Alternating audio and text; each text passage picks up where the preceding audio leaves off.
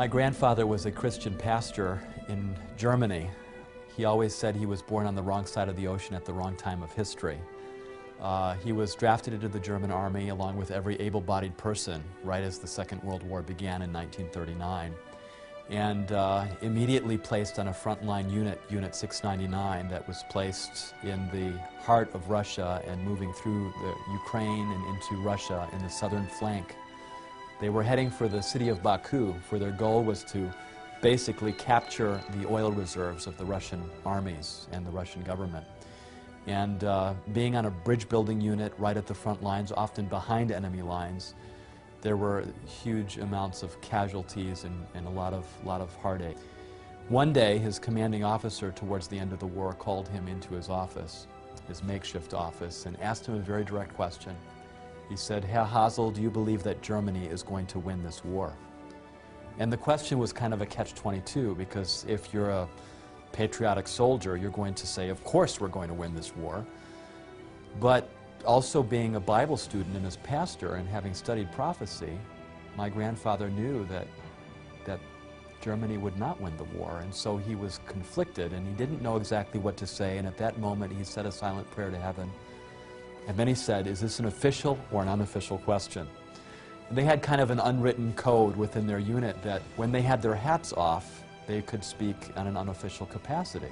And so the commanding officer stopped for a moment and then he said, "Okay, it's unofficial." And he took off his hat and placed it on his desk, and my grandfather did the same, and he pulled out a Bible from his pocket, opened it up to Daniel chapter 2, and began to tell the story of Nebuchadnezzar's dream.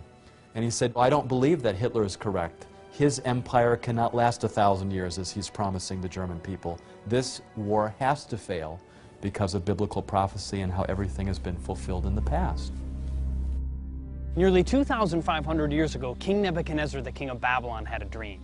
Now, it's been said that this dream revealed the history of Earth from that time until today. Now, is this actually true? In order to find out, we need to go back to the book of Daniel. Daniel was taken captive about 605 BC, according to the book. He was taken captive right about the beginning of the reign of King Nebuchadnezzar II, who established the resurgence of Babylon as a very strong power in the ancient Near East. He took a number of princes from the city of Jerusalem captive, one of whom was Daniel. Well, it was not unusual that conquerors, kings who conquered the land, would take from royal families and nobility young people and take them with them to their own country. And it was mainly done for two reasons. One reason is that these young people will be educated in Babylon, and they would accept not only language of Babylonians, but they would accept culture and religion and everything from Babylon. They would take the cream of the crop, the intelligentsia, the royalty. They would take the artisans, the writers, the physicians, so that their land was developed at a high level, but they would leave some of the people in the land and allow a local person to rule. That's exactly what happened with the time of Daniel. Daniel and his friends were taken from Jerusalem to Babylonia. We find Daniel captive in Babylon. Now, Daniel chapter 1 tells us why he's there. Okay? Nebuchadnezzar had gone to Jerusalem in 3 separate raids. The first one was in 605 BC. Then there was another one around 598 BC and another one around 586 BC. Each time the penalty against the people of Jerusalem was a little bit more severe. It may have been in that initial attack in 605 when Daniel and his friends, princes of the kingdom, were taken into captivity with the idea of training them and making them sympathetic supporters of the Babylonian crown. This piece chronicles events from 605 to 594 BC, including Nebuchadnezzar's campaign into Palestine and the first capture of Jerusalem. Daniel was probably brought back to Babylon on the first raid by Nebuchadnezzar. He comes to Babylon and he is enrolled in the schools of the Babylonians. He's given a Babylonian name, he's fed Babylonian food. He is enrolled in their schools in a kind of Babylonian brainwashing. to prepare him to assimilate to Babylonian culture and language, and eventually to be a kind of puppet ruler over the Jews for the Babylonian Empire. He risked his life by insisting on remaining pure in the way that he ate, in his diet, and so on, and what he drank, rather than just accepting the hospitality of the king. Now, that was extraordinarily dangerous. And if you don't accept the hospitality, that is a serious insult. Now, you see, that can be dangerous even if you're equals with somebody. But Daniel was not the equal with Nebuchadnezzar. He was a captive. He was being treated with a massive blessing and compliment from the king, the great king who had conquered all these other kingdoms, and yet he refused his hospitality. This was very dangerous, but God blessed him. He got through that, and he became much wiser than all of the other wise men. One of the most fascinating stories in the Bible is the story of Nebuchadnezzar in Daniel chapter 2.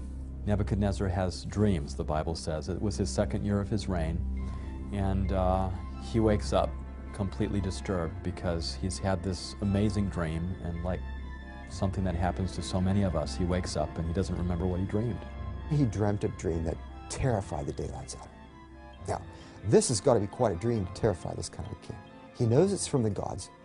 He's just conquered all this territory, but it still frightens him. He doesn't know what it means. Obviously, to him, as many other people in the Near East thought, as well as Pharaoh in the book of Genesis, he thought this had something to do with him and his future and his kingdom, but he didn't know what. And what's more, in the morning he had that impression, but he forgot what the details of the dream were, so he couldn't even remember it. It's fascinating. When you look at archaeological evidence, tablets that have been dug up from 6th century Babylon, we find that dreams were a common part of Babylonian existence, particularly among the priestly class, among the elite class. There was a whole school of how to deal with dreams. They had books on how to interpret and define dreams. So that description of the king having a dream and having someone come in to interpret it fits right in with the 6th century context. The greatest attested genre of Babylonian literature that we have is divination literature, omens like that. In other words, what I'm saying is that if you took all of the Babylonian written materials that we have and you put them all together in a library, the biggest section would be this one. Babylon is steeped in religious meaning, connotations, overtones, undertones. And that's the world that Daniel lived in. And this is the context in which Nebuchadnezzar had this dream. He was filled, his life was filled with symbolism. And so for him to have received a dream that was so symbolic would have really meant something significant to him. He would have realized this is more than just a strange dream. It has meaning. If a dream was not interpreted, it was perceived as dangerous, or it was perceived as a curse. That's why people had to fight for finding the interpretation of the dream. So therefore he called all of his wise men who were supposed to deal with dreams and visions and interpreting them and omens and divination and all that stuff. And they were the ones who knew about the gods and how to get in touch with them. So he calls them all together. For some reason, Daniel wasn't there. We don't know exactly why. Maybe they just neglected to call him because he's a young colleague of the rest of them. We don't know. Maybe there was some politicking going on. Maybe some of the others were jealous and didn't want to call him. All right, so Nebuchadnezzar has all of these people, and he says, all right, I've had this dream, and I want you to tell me the interpretation. So they say, oh, that's fine. We're in that business. Tell us the dream. Oh, no, I don't remember the dream. You're going to tell me what the dream is. And he goes so far as to say, I have decided firmly, if you do not tell me what my dream was and interpret it, I will have you cut into pieces and your houses turned into piles of rubble. He is demanding of these wise men that they tell the king the content of the dream. And they get upset. They know they're going to die if they don't do this. And so they're really working hard against this. And you know what they do? They say, as it says there in Daniel 2:44, he says, now wait a minute, king. They're fighting for their lives now. There is no king on earth that would ever ask such a difficult question.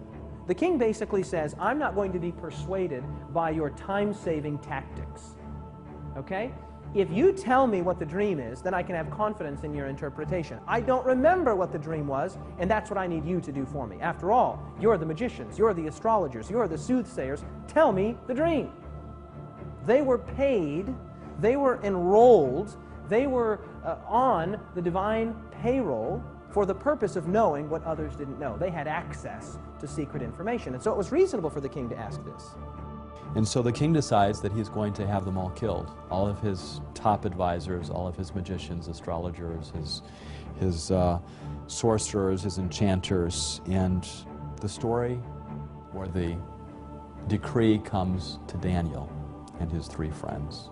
And they began killing the wise men, and they sought Daniel and his companions to kill them. Now, Daniel, as we've already said, had gone through the schooling of the Babylonians.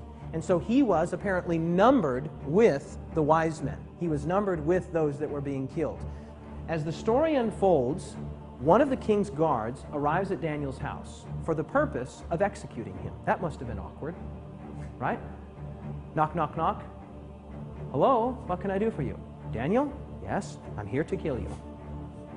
He answered and said to Arioch, the king's captain, "Why is the decree from the king so urgent? What's going on here? Why all the haste? Why all of the urgency?" Then Arioch made the decision known to Daniel. He must have said something like, well, listen, the king's had a dream. He can't remember the dream, but he knows it's important. He has an anxiety associated with this dream. So Daniel went in and asked the king to give him time that he might tell the king the interpretation. Instead of fearing for their lives, they decide to have a prayer time together. And Daniel asks, and his friends ask, that the Lord would give them not only the interpretation of the dream, but the dream as well. And so the first word of verse 19, then the secret was revealed. What do you mean then? Well, after he prayed, after he asked. So Daniel at this point is rushed into the presence of the king. And then Daniel explains to the king the dream. It's interesting, though, what Daniel says at the beginning. He says to the king, "No wise man, enchanter, magician, or diviner can explain to the king the mystery he has asked about it, but there is a God in heaven who reveals mysteries, and he has shown King Nebuchadnezzar what will happen in days to come." I can just imagine when Daniel came in and the king said, was surprised, "Can you tell me the content of my dream?" And Daniel said, "I cannot tell you the dream because of my wisdom, but there's a God who reveals secrets." And the king was listening because that sounds good, but he hadn't heard the content of the dream yet. Because remember, the king doesn't recall the dream. But you can be sure that if he starts to hear it, you know how that is when you can't quite remember something and someone says, "Oh, is it this, is it this?" "Oh, yeah, that's it." Okay? So he's waiting with bated breath. What will the dream be? And then Daniel said, "O king." Yes, the king said, "That's right, I'm king."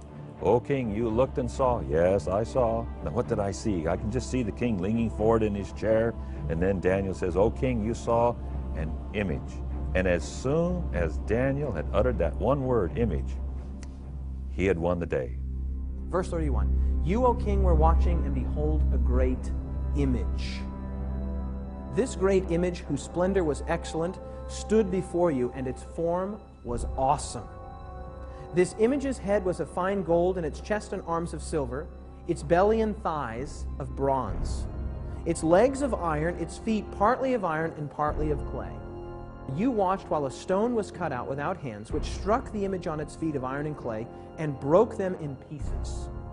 Then the iron, the clay, the bronze, the silver, the gold were crushed together and became like chaff from the summer threshing floors. The wind carried them away so that no trace of them was found, and the stone that struck the image became a great mountain and filled the whole earth." So here he describes a great metal man, okay? The head of gold, the chest and arms of silver, the belly and thighs of bronze, the legs of iron, and the feet partly of iron and partly of clay, okay? Very simple, a statue, an image, an idol. So you see descending value in terms of the metals, but perhaps increasing strength, except for the iron and clay at the bottom. So it's a very intriguing dream, and the context of Daniel suggests that in the 6th century, Daniel was shown a vision of the entire future of the world from Nebuchadnezzar's time until this stone kingdom, which seems to be something that happens at the very end of Earth's history. But he goes on to explain not only what the king dreamed, this image with a head of gold and arms and chest of silver and thighs of brass and bronze and legs of iron and feet of iron mixed with clay, but he goes on to tell the king what those things represent. Verse 37, "You, O king, are a king of kings, for the God of heaven has given you kingdom, power, strength, and glory. And wherever the children of men dwell, or the beasts of the field, or the birds of the heaven, he has given them into your hand, and he has made you ruler over them all." Now look at these words here. "You are this head of gold." Okay? No need to wonder, no need to question, no need to guess. Daniel says it. You, Nebuchadnezzar, and by extension, the kingdom that you represent, Babylon, you are this head of gold. After, of course, consulting his own God, he's told that these metals represent a sequence of various kingdoms, and Daniel tells Nebuchadnezzar that you, O king, are this head of gold. The head of gold represents Babylon. And it's very appropriate that that be the symbol for Babylon, which was gilded in gold, famous for its gold. Babylon was one of the most spectacular cities of the ancient world. If you look at the size of Babylon, it was larger than Rome, larger than Athens. It was just an enormous city that was situated just about 25 miles south of Baghdad in modern Iraq. Historians tell us that there was more gold in Babylon, and probably they're using hyperbole, but you can get a feel for the richness of ancient Babylon, that there was more gold in Babylon than there was dust. It was the great golden kingdom of antiquity. Excavations that have taken place there beginning in 1899 by the Germans have revealed a city that was surrounded by triple walls. The walls of Babylon consisted of actually two systems of walls. And they surrounded the city, and these two systems, each one consisted of 3 separate walls. So you had a total of 6 walls surrounding the whole city. It was massive. This brick is actually a brick from the walls of Babylon. Every brick made during the reign of Nebuchadnezzar was stamped with his name in it. There were over 200 pagan temples. The famous ziggurat, of course, was the central temple, and many gods were worshipped. Nebuchadnezzar built many altars, temples, sanctuaries, and it was a very polytheistic society, a very sophisticated society. The literature and the language was something that, at that time, the Akkadian language was basically the lingua franca of the world, like English is today. Anyone doing commerce, anyone doing any kind of diplomatic relations would be communicating in that language. And so the Babylonian Empire not only spread, but it was very influential as well. Nebuchadnezzar didn't like the idea that he was only the head of gold. He wanted to be the whole thing. And so he set up a great image of gold where the whole thing was of gold in Daniel chapter 3, the very next chapter, and he had a lot of his people bow down and worship. Now, William Shea has pointed out that this was possibly a time of conflict in the empire when there was some possible disloyalty to Nebuchadnezzar going on, so he was having everyone pledge loyalty to him. When you read the document coming from Babylon, we discover that in about 10th year of his reign, a rebellion broke out. And rebellion was so severe at one point in his court that the text says that he had to take his own sword and defend his own life. Fortunately, soldiers came in and he was able to survive this rebellion, and of course those involved were punished, executed, but the problem was Nebuchadnezzar did not know who else was involved in this rebellion, in this plot. So he is asking that court officials would pledge new allegiance to him, and he is bringing the people into the Babylon just to make sure that they understand that they have to be obedient to him, they have to accept him as sovereign king and ruler. Now this comes very, very close to the events of chapter 3, where we do have the statue he built and people who were there were supposed to bow down and pay respect. We have a list on the tablet mentioning about 100 names of the people who were invited to Babylon to pledge these new allegiance. And among these names, there are 3 names which are very similar to those 3 young men that we read in the Bible, in the book of Daniel chapter 3, they did not bow down. Shadrach, Meshach, and Abednego. Shadrach, Meshach, and Abednego were nobility. They were friends of Daniel. They were part of the upper elite society of Jerusalem, and all 3 of them with Daniel were taken as captives to be trained in Nebuchadnezzar's court. Those who don't bow down, which are the friends of Daniel, he has them thrown into a fiery furnace and heated up very hot. It's like a brick kiln. Nobody could survive anywhere near it. In fact, the people that threw them in were killed. But the fact that the whole image is of gold really shows that Nebuchadnezzar is rebelling against the vision of Daniel chapter 2. He's not accepting that God is just allowing him to be the head of gold. He wants to be the whole thing and go to the end and reign forever. And so he has some hard lessons to learn. Because in Nebuchadnezzar's mind, Babylon is not a temporary kingdom. Babylon is the apex of all kingdoms. It is the unending kingdom. And so Daniel says to Nebuchadnezzar, you are this head of gold. Nebuchadnezzar must have loved that. But he didn't love what came next. Take a look at verse 39. But after you shall arise another kingdom, inferior to yours, then a 3rd kingdom of bronze, which shall bear rule over all the earth. Nebuchadnezzar was listening to that and probably didn't like it, but he heard in Daniel chapter 2, 39, that after you, that's after you, Nebuchadnezzar, after the Babylonian kingdom, another kingdom will come. Now, I'm sure that Nebuchadnezzar did not like those 2 words there, after you. But Daniel says, after you, another kingdom will arise, and then a 3rd kingdom of bronze. So now you get a feel for what the interpretation of the dream is. The gold represents Babylon. After that, the silver represents another kingdom, and then a 3rd kingdom of bronze, and then that critical phrase there, which shall bear rule over all the earth. Now, here's a critical thing to understand.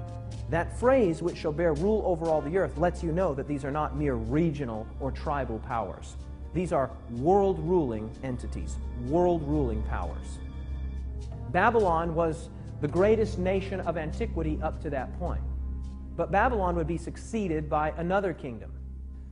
Well, the conquest of Babylon is rather interesting. The Persians come up to the city and they surround the city. Of course, from the book of Daniel's perspective, Belshazzar the king is trapped in there with his nobility, and they feel quite safe. The walls of Babylon were very sturdy, very strong. Belshazzar knows that Cyrus is invading, that he's approaching, but he's not afraid. Babylon is invincible. It's got the walls around the city, it's got canals, it's got moats, and it's safe. One of the key features of the city of Babylon was that the Euphrates River ran through the city. That was a source of water for the inhabitants of the city, and you couldn't just break into the city. The gates were very well constructed, and the river itself, there were special barred gates that came down into the river, making it impossible for anyone to sneak into the city through the river course. Babylon, in fact, was under the rule of Belshazzar when it fell, on the night that it fell, according to Daniel chapter 5, when the armies of Cyrus under this general came and they got into the walls, and the Greek historian refers to the idea that, in fact, the armies of Cyrus diverted the waters of the river Euphrates. The Persians were able to divert the water by building a canal upstream and diverting the course of the river so that the water level going through the city actually dropped very low, and the Persian soldiers were able to slip underneath the water gate into the city itself, while the guards and other people of Babylon apparently were partying at Belshazzar's last party, and they were able to go in and take over the city that way. Once you break into the city, open up the rest of the gates, and the Persian army can race in and take over. Belshazzar gets reports that cities are falling. So is he celebrating because he feels secure? That's what many say. Is he celebrating to drown out the fact that he knows the empire is about to fall? That's what some say. In any case, he's feasting, and he brings out the beautiful goblets and vessels that were in storage from the Israelites' sanctuary, from Solomon's temple. And they're feasting. And they get very drunk, and then they see this writing on the wall. Belshazzar is terrified of what's going on, of what he sees, and he calls for Daniel, and Daniel interprets this for him. It is a matter of time, a matter of hours before the empire is about to fall. Babylon was the greatest nation of antiquity up to that point. But Babylon would be succeeded by another kingdom, and that kingdom would be succeeded by still another kingdom. Each of these medals representing a kingdom and then a subsequent kingdom. Okay? Babylon, conquered by Medo-Persia. The Medo-Persian Empire being represented by the silver, the chest and arms. In fact, the Medo-Persian Empire is called Medo-Persia by name right in the book of Daniel, Daniel chapter 8.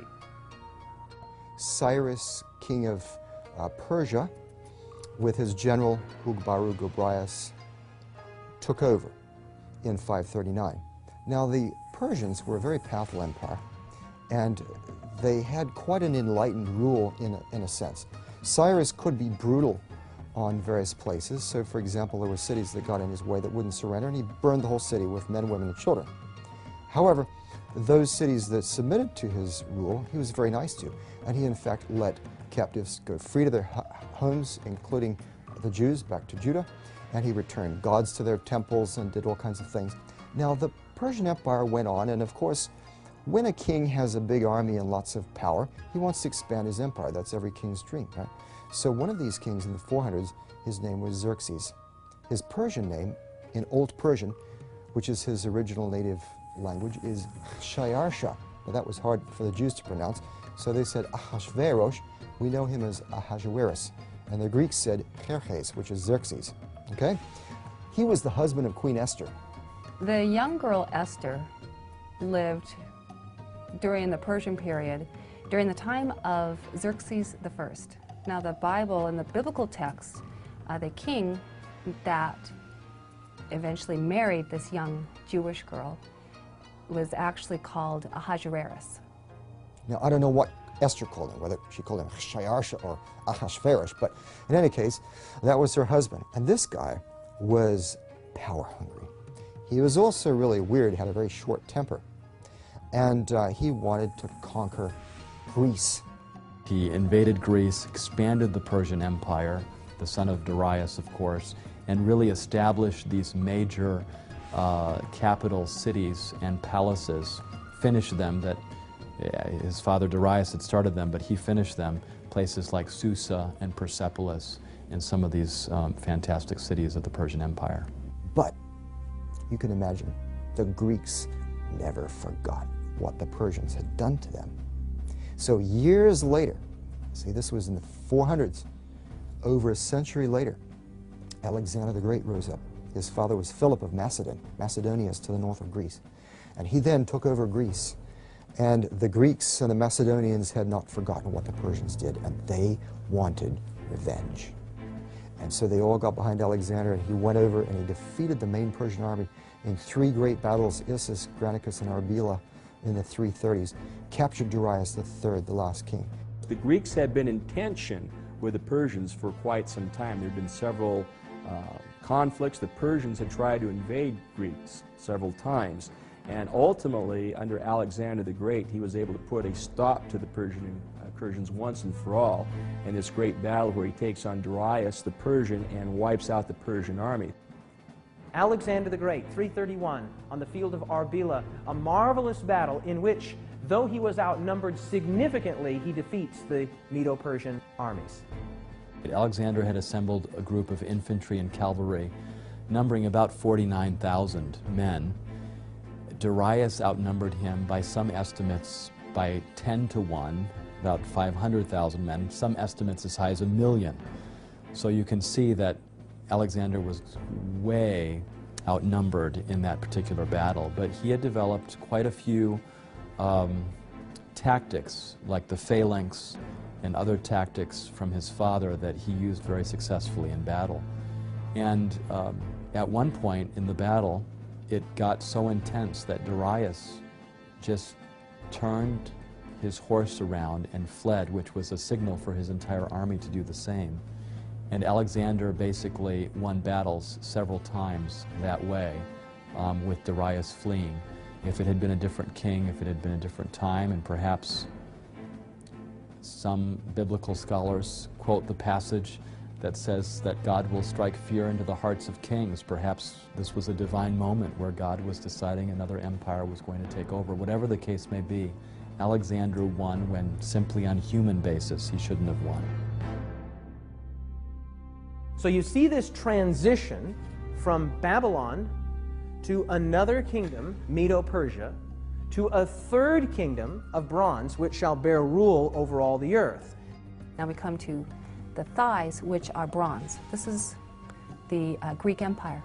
That third kingdom is also mentioned exactly in Daniel chapter 8. It's the kingdom of Greece, or as it says in the Bible, Grecia. Okay? So, Babylon, then Medo-Persia, then Greece. In other words, there is no room for interpretation here. It just labels it. So you see, there we have a historical anchor point. We know that Daniel is using these symbols, whether different kinds of metals, parts of a big image, or different animals, to refer to a succession of empires which come up and which particularly dominate the Middle East and the territory of God's people. The Greek Empire is a very apt description for a world empire to succeed the Persian Empire. And again, that's an element Daniel seems to accurately reflect, the succession of empires. Even though Alexander was so powerful, so intelligent, had been trained by the greatest Grecian philosopher, none other than Aristotle. Unfortunately, it turned out that Alexander, while he could conquer kingdoms and stand on top of the world, as it were, could not seem to conquer himself. He had conquered the world, but he wasn't able to conquer his own demons, and he died in Babylon, leaving the empire no clear successor. And 4 of his generals took over: Cassander, Lysimachus, Ptolemy, and Seleucus, who divided up the empire in different parts, which fits perfectly the picture that we have in Daniel chapter 8. So, Babylon, then Medo-Persia, then Greece. Now, watch what happens with the next kingdom. Very interesting, beginning in verse 40. And the fourth kingdom shall be strong as iron, inasmuch as iron breaks in pieces and shatters everything. And like iron that crushes, that kingdom will break in pieces and crush all the others. He devotes more time to this fourth kingdom than any of the other kingdoms. Okay?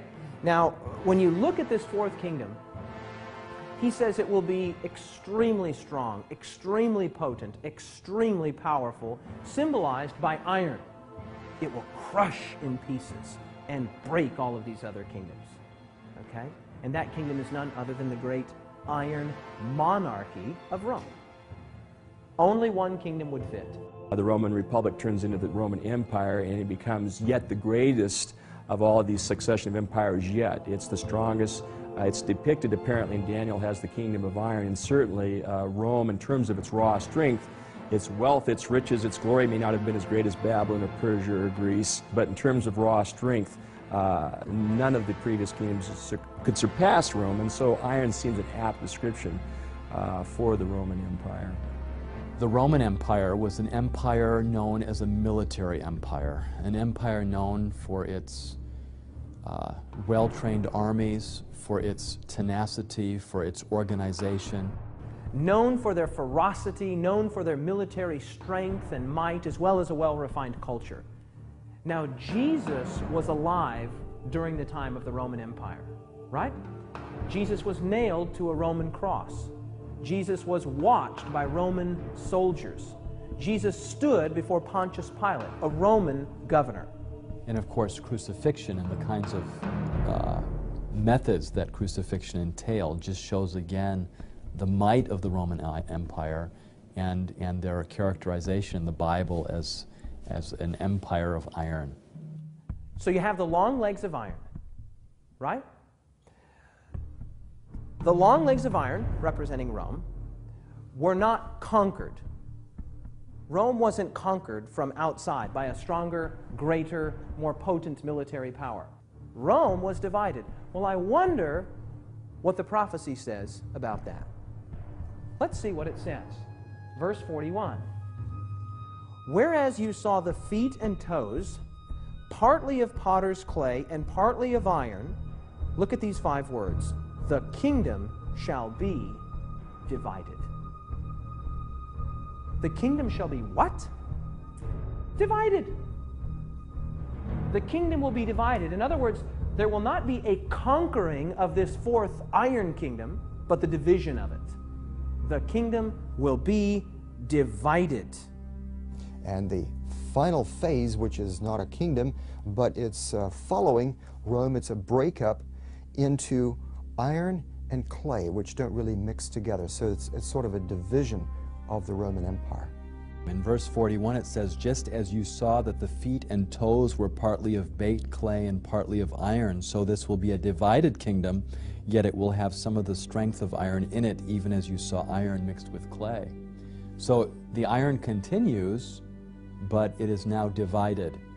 And that's precisely what happened in this history of the Roman Empire as it moved from the domination of Rome to the division of Europe. We have a number of tribes, a number of barbaric tribes that come in and begin to cause havoc in the Roman Empire already early on, and then as time goes by, Rome as an empire loses its power. After Rome would come a divided kingdom. It would be part clay and part iron. And they would not cleave together. They would not stick together.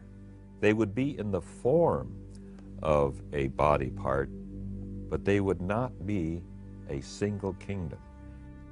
I mean, some of the great men in history, this has been their passion, to bring about a kind of cohesiveness, a kind of unity in Europe, and yet the Bible says it's not going to happen. There were attempts. The story of Daniel seems to have this competing kingdom at the end of iron and clay. And it's interesting when you look at the history of Europe, you see parts of the disintegrating Holy Roman Empire remain strong. And there's different countries will at times emerge with great strength. The Franks will emerge, Charlemagne, through the Middle Ages, different kingdoms seem to come to predominance, but none of them quite are able to hang on to power. And this has been sort of the history of Europe all the way from the disintegration of Rome through the Holy Roman Empire through the Middle Ages to the present. I suppose you could suggest Napoleon was one of the more recent examples of trying to unite Europe into one kingdom, like had happened in Roman times or Greek times or Persian or Babylonian times. But he doesn't succeed. It fragments. The rest of the iron and clay join up against him, and the French Empire falls. The prophecy says, and history confirms, that Rome was not conquered from outside, but divided. It was divided. And then it says something amazing. It says that they would mingle themselves with the seed of men. Now that's kind of an awkward phrase, kind of an unusual phrase, but what it means is very simple. It means that they would try to bring unity to the nations of divided Rome by a kind of artificial nuptial bond. That is to say that they would try to bring about unity through marriage. And this is exactly what the history of Europe reveals. And one of the main ways that they tried to get unified was through intermarriage of their families, as Daniel says. Now we're talking about long after the time of Daniel. This is incredible. In fact, one of the main people who was doing this kind of intermarriage was Maria Theresa in the 1700s, the time of Mozart. She ruled over the Austro-Hungarian Empire. And she had a lot of children, especially daughters. She had a lot of daughters. And she married them to all kinds of other rulers. They didn't have a choice. most of them. One did. Her favorite daughter had a choice. So she gained power by having it all in the family, you see.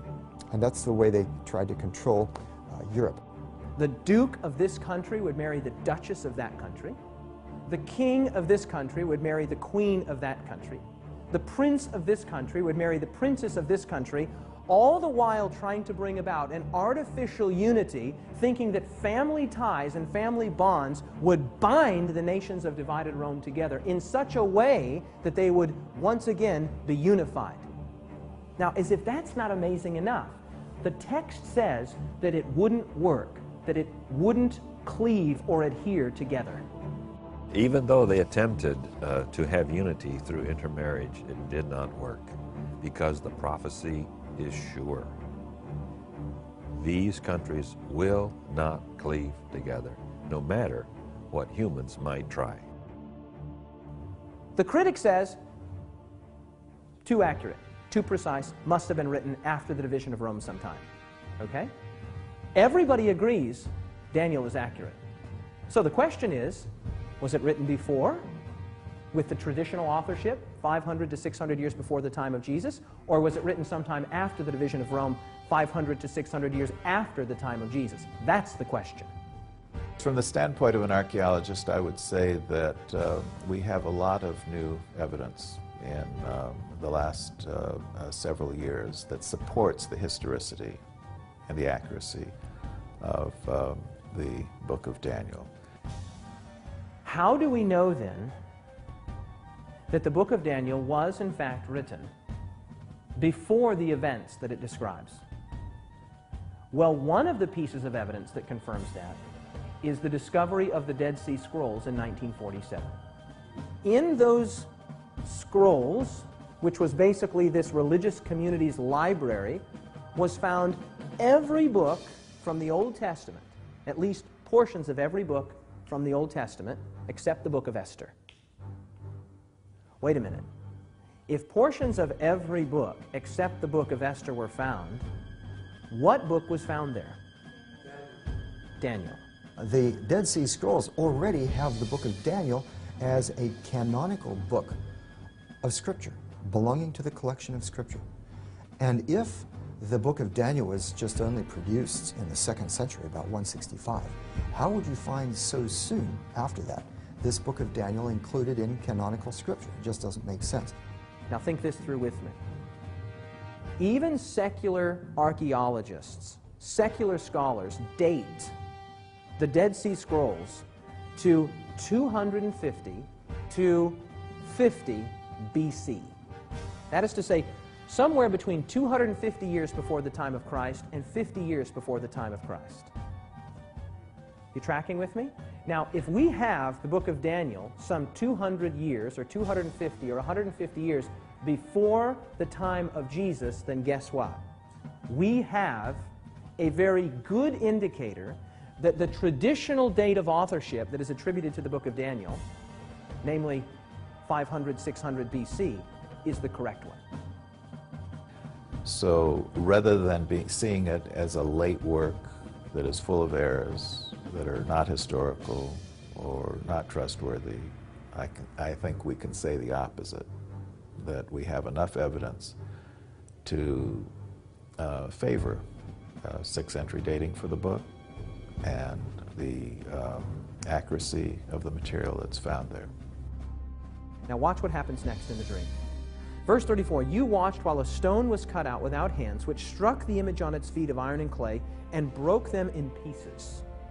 Then the iron, the clay, the bronze, the silver, the gold were crushed together and became like chaff from the summer threshing floors. The wind carried them away so that no trace of them was found, and the stone that struck the image became a great mountain and filled the whole earth. Nebuchadnezzar believed that God lived in mountains. So God is using his understanding, and he is choosing that the rock is taken from the mountain and sent to destroy the statue, so Nebuchadnezzar would know from the beginning that it is not that other kingdom will come to destroy the kingdoms of the world, but it will be something that comes from God. In this particular context in Daniel, It is precisely a rock being cut without hands. In other words, not something that humans are doing, but something divine that is happening that will establish a kingdom that will last forever, that will take the place of all these other earthly kingdoms.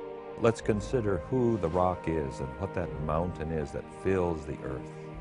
In 1 Corinthians 10:4, we're told that the rock that followed them in the wilderness was Christ. Very interesting. And then in Deuteronomy 33:3 and 4, God calls himself the rock. He sees coming out of from his peripheral, this stone flies through the air and it hits the image, shatters the image. This is Christ. This is the coming of Christ. And then he said, this represents the kingdom of God, which is coming to human history to intervene, to take over from all of these kingdoms of the world. And then this becomes a great kingdom that fills the whole world, and he reigns forever and ever. Remember with me that the book of Daniel was written some 500 years before the time of Jesus. Okay? 500 years before the time of Jesus. Staggering. I mean, you couldn't tell me what's going to happen in the next 5 minutes, much less the next 5 centuries. Daniel's writing in the time of Babylon, and he foretells, really, if you divide the prophecy up into 7 sections, he really foretells 7 things, okay? He said there would be Babylon and there was Babylon, that's 1. The prophecy says there would be Medo-Persia and there was Medo-Persia, that's 2. The prophecy says there would be Greece and there was Greece, and that's 3. The prophecy says there would be Rome and there was Rome, and that's 4. It says that Rome would be divided, and Rome was divided, that's 5. It says that Rome would continue to be divided despite overtures, both political and marital, to bring a unity, and it is still divided to this day. That's 6. The only thing left to be fulfilled in this prophecy is that stone hitting the image and God establishing his own kingdom, which will never be destroyed. The commanding officer stopped for a moment, and then he said, okay, it's unofficial. And he took off his hat and placed it on his desk, and my grandfather did the same. And he pulled out a Bible from his pocket, opened it up to Daniel chapter 2, and began to tell the story of Nebuchadnezzar's dream. The image with a head of gold and arms and chest of silver and thighs of bronze and legs of iron and feet of iron mixed with clay, and went through the world empires that those represented: Babylon, Medo-Persia, Greece, and Rome. And he said, we're now living down in the period of the disintegration of the Roman Empire after Rome fell, and this is Europe today, and this feet of iron mixed with clay, and just as iron does not mix with clay, that's the time period that we're living in. And so I don't believe that Hitler is correct. His empire cannot last 1,000 years as he's promising the German people. This war has to fail because of biblical prophecy and how everything has been fulfilled in the past. His commanding officer was very thoughtful when the Bible study was over, and then he said, could I see your Bible? I'd like to keep this. And my grandfather said, okay, and he handed over the Bible. And he said, I want you to be here again tomorrow morning at 9 o'clock.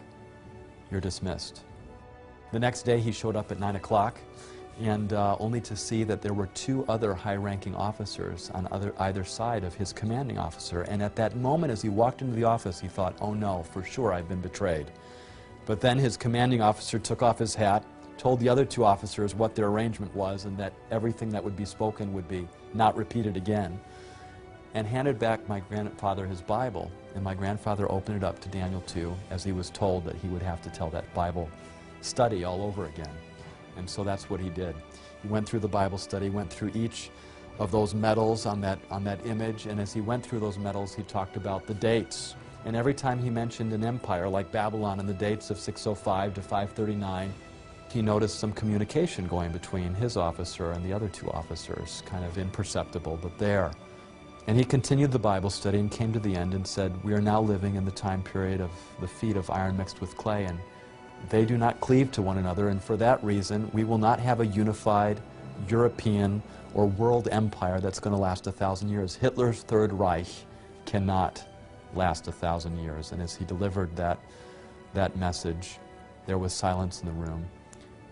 He was dismissed again, and as he was leaving, the commanding officer said, oh, by the way, I should introduce you to the other 2 gentlemen here.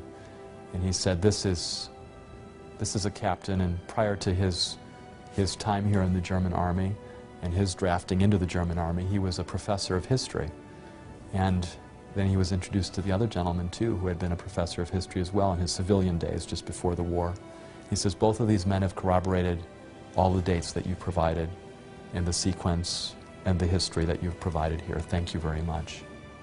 Several months later, in May of 1945, the war ended. And as they were now faced with the whole issue of retreating and going back to Germany, what had taken them months and years to accomplish, the big question was how were they going to make it? But unknown to my grandfather and to the rest of the unit, this commanding officer, having been convinced several months earlier, had rationed every ounce of gasoline, every bit of food possible, because he knew that this war would end soon, based on that Bible study, and that they would have to retreat. You know, as he told me that story later, he said, and there's been a book published now on this story called 1,000 Shall Fall, of the original 1,200 men that were in his unit, only 7 survived, which is remarkable when you think about it, because my grandfather was had a strong conviction not to bear arms, and he carried a wooden pistol with him that he had carved while he was in France at the first part of the war, that he carried with him for the rest of the war, and nobody ever knew that, but he wasn't armed the entire time. And my grandfather often said afterwards that he believed that God had really been with him, that he had been protected, and that it was for moments like those when he was able to bear testimony of God's Word and biblical prophecy that had made all the difference for him and for his family and for his life. Before I was exposed to prophecy, Daniel 2, as well as Daniel 7, and other prophecies in Daniel, I was completely disinterested in religion, had no interest. I had no awareness of religion. And so seeing that prophecy played an enormous and determinative role in my personal conversion to Christ and in my present confidence in the Bible. There are 2 things in my mind that make the Bible itself a very relevant and a very real book to me today. The one thing is prophecy, that you can see fulfilled over the history of time. The other is, as we do more and more excavations as archaeologists, and we're finding these ancient cities and these ancient civilizations that the Bible talks about, whether it's Babylon or Medo-Persia or Rome or Greece, whatever it is, we're able to tangibly touch the past. We're able to see it in a 3-dimensional way. And the Bible just comes to life in a way that is very powerful. So this detail just gives you the idea that, in fact, there was some great mind behind this who can read the future. Isaiah chapter 46, verse 9, I am God, and there is no other. I am God, he says, and there is none like me. And then he gives us the evidence. What was the evidence that God advanced that he was God? Declaring from ancient times the things that are not yet done. Prophecy.